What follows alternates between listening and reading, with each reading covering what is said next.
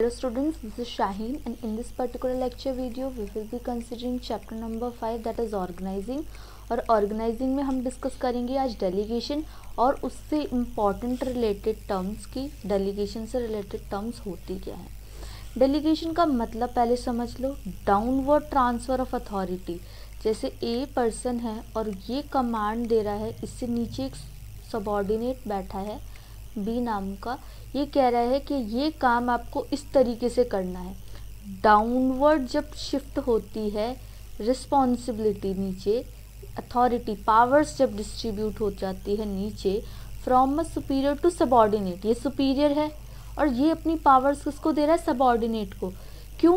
क्योंकि ये सारा का सारा काम खुद नहीं संभाल सकता, ठीक है। इसको अब एक ऑर्गेनाइजेशन के अंदर हज़ारों काम होते हैं, purchase department, sales department etcetera, तो ये सारे काम तो ये खुद नहीं रिस्पॉन्सिबल होंगे, इसके लिए ना ये खुद संभाल पाएंगे। तो इसीलिए पावर्स को डिस्ट्रीब्यूट किया जाता है और पावर्स को बताया जाता है कि ये आपके ऑर्डर्स हैं, ये आप रिस्पॉन्सिबल हो इसके लिए। डेलीगेशन का होपफुली मतलब समझ गए होगे, डेलीगेशन का मतलब क्या होता है। डेलीगेशन के एलिमेंट्स की बात करते हैं तो ये तीनों मैंने डिस्कस करा रखे हैं, लेकिन स्टिल एक बार आपकी रिवीजन हो जाएगी इनको डिस्कस करने से।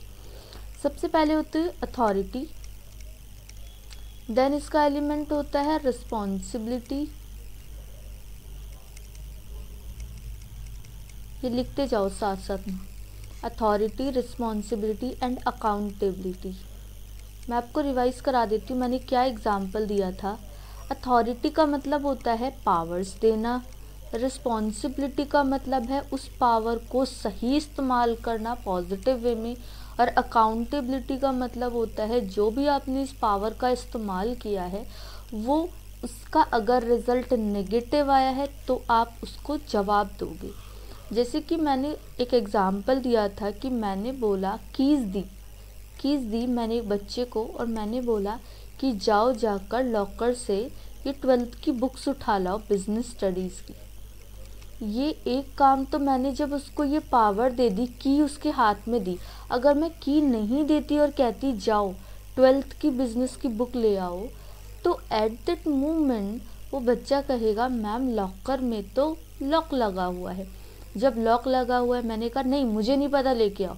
तो जब मैं उसको अथॉरिटी नहीं दूंगी तो क्या वो एबल है कि वो काम कर पाए? बिल्कुल भी नहीं, वो नहीं कर पाएगा काम। तो कीज़ देना इज़ अ पावर, उसको मैंने डिस्ट्रीब्यूट की। तो ये तो मैंने उसको अथॉरिटी दे दी, अथॉरिटी में मैंने उसको रिस्पॉन्सिबिलिटी क्या दी कि 12th की बिजनेस की बुक लेके आनी है।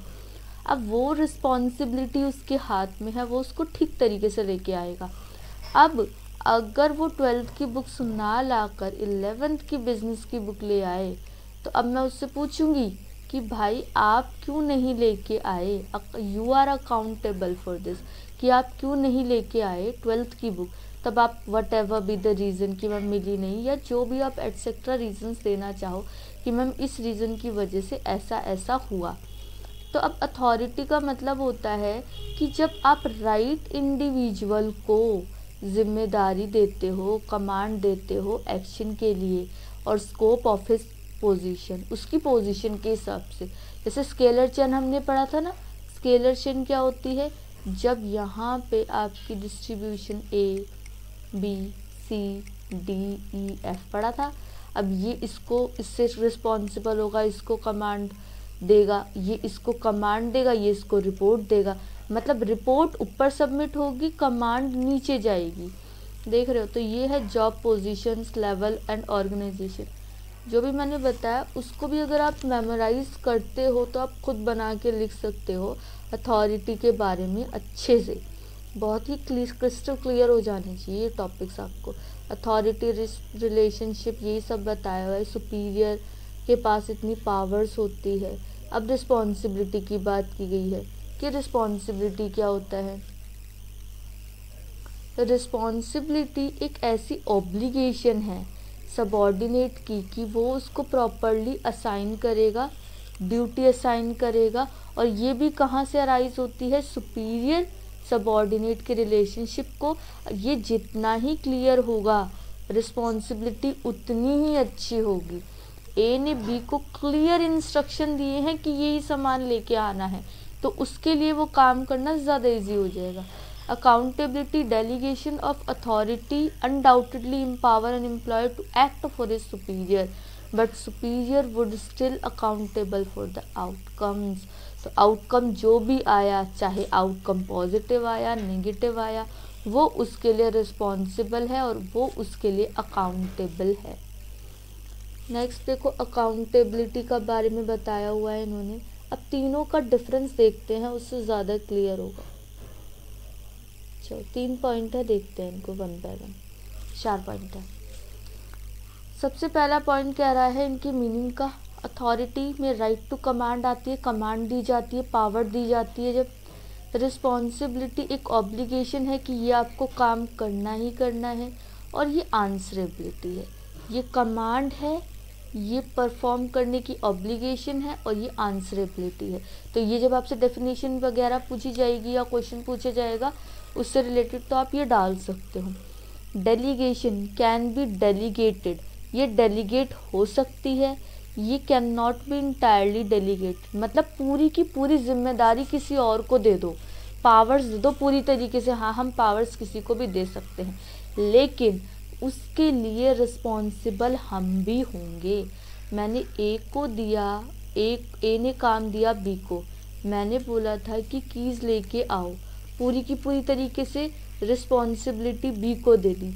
अब इस बी ने उस लॉकर में से अदर सामान गायब किया इस पर्सन ने, तो मैं भी रिस्पॉन्सिबल हूँ, क्योंकि मुझे ये सोच समझ के उसको कीज़ देनी चाहिए थी कि वो ऐसा पर्सन तो नहीं है कि वो और भी उस चीज़ का गलत इस्तेमाल कर ले। तो रिस्पॉन्सिबिलिटी पूरी तरीके से डेलीगेट नहीं कर सकते, ना ही अकाउंटेबिलिटी। एक अथॉरिटी ही है जो आप पूरी तरीके से डेलीगेट कर सकते हो। ऑरिजिन का मतलब क्या है? ये फॉर्मल पोजीशन से अराइज होता है, ये अथॉरिटी से, ये रिस्पॉन्सिबिलिटी से।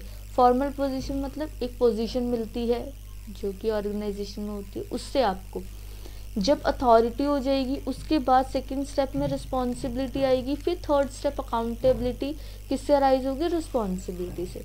फ्लो, ये डाउनवर्ड सुपीरियर टू सबऑर्डिनेट जाती है, ये अपवर्ड जाती है सबऑर्डिनेट टू सुपीरियर, और ये भी अपवर्ड जाती है सबऑर्डिनेट टू सुपीरियर। देखिए ए और बी, अब ये इसने इसको पावर दी, ये तो हो गया नीचे। अब रिस्पॉन्सिबल कौन है?